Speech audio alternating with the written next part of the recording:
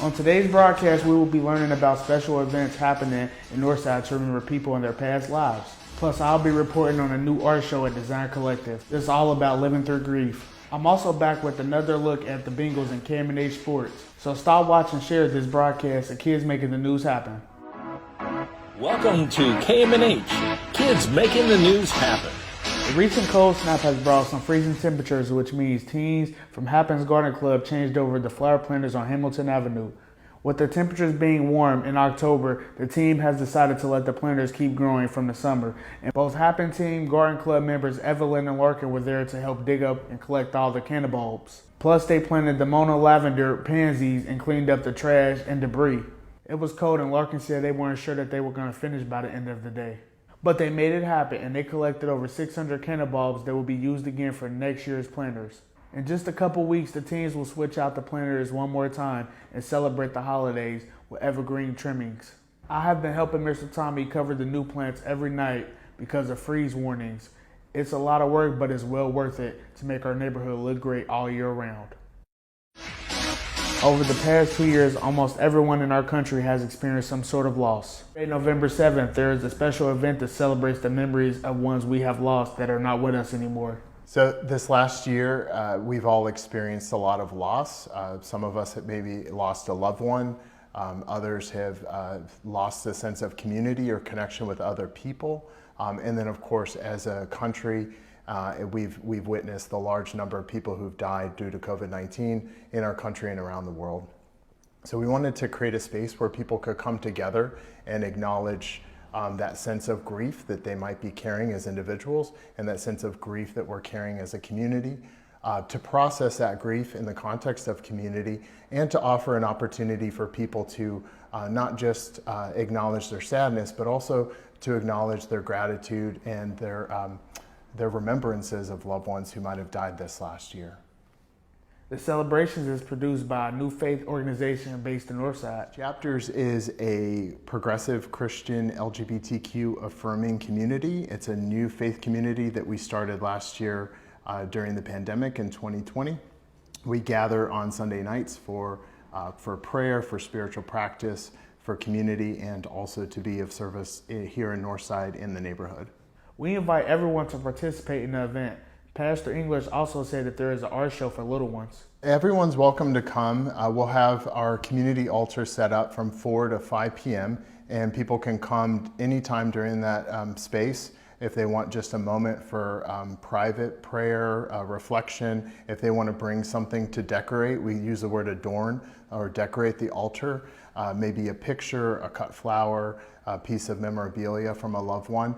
And then at 5 p.m. we will have a time called a prayer vigil, and that will be rooted in the Christian faith. All are welcome to come. I just want to acknowledge that the prayer vigil will be rooted in the Christian faith. We'll also have an intergenerational art project where people can come to create a piece of art that's inspired by Dia de los Muertos, a mask that could be a way to celebrate or remember a loved one as well. This will be my first remembrance celebration, so the pastor gave us a little guidance on what we should bring to remember others. One of the practices that a lot of people that find a meaning in is bringing a picture, maybe a printed off picture of a loved one who died this last year or in prior years. My grandmother died in July of this last year, and I plan on bringing a small piece of art called an icon that she left to me when she died.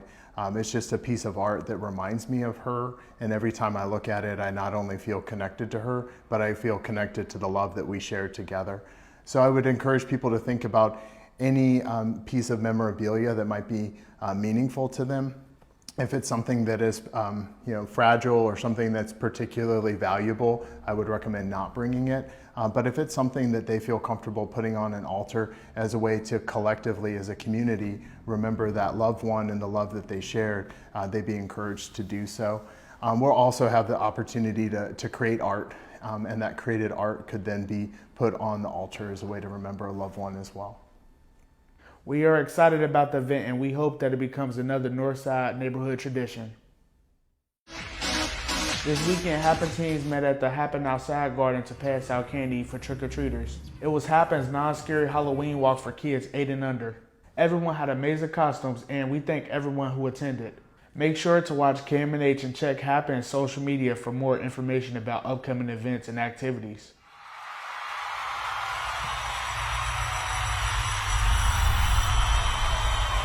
The Bengals sadly again lost to the Jets by 3 points. Joe Burrow was once again on point, and the defense were nowhere to be found. Joe Burrow threw for 259 yards, 3 touchdowns, and 1 interception. The leading running back, Joe Mixon, only rushed for 33 yards. On the receiving side, T. Higgins caught 4 passes for 97 yards. The Bengals cannot figure it out on defense. It's looking kind of sketchy for our playoffs run right about now.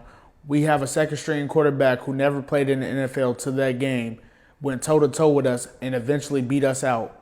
He threw for 405 yards, 3 touchdowns, and 2 interceptions, and never played a game in the NFL before that moment. Who they out? I had a chance to meet artist Carol Tyler as she was getting ready for her work to be displayed at Design Collective Gallery in Northside. The show is a group of drawings and sculptures and wall art that I've produced over a pretty good period of time. Mostly the theme has to do with my latest book, which is called The Ephemerata, Shaping the Exquisite Nature of My Grief. I really enjoyed how she brings found objects and her drawings together, and we learned what influenced her to create the show. I loved Matisse. I loved how he did things with objects in space so that sometimes you couldn't tell if it was a thing or the background. I liked that. I liked Grant Wood. Saw some cartoon work that was interesting to me, and that was helpful because I was always wanting to tell a story with my paintings. Her show will be on display until the 21st, and there will be a lot of events during this month. With this show, there will be a lot of little things come up and big things come up. Tomorrow promises to have a pretty good crowd here. The show is open till the 21st. Her advice to me and any other young artist is don't feel like you have to be defined as a certain type of artist. So you have plenty of time. Follow your dreams, relax. You'll find your way through.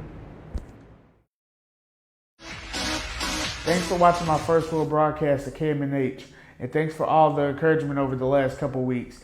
If you like my broadcast, please share it with your friends and family. And until next week, keep your head high and keep watching Kids Making the News Happen.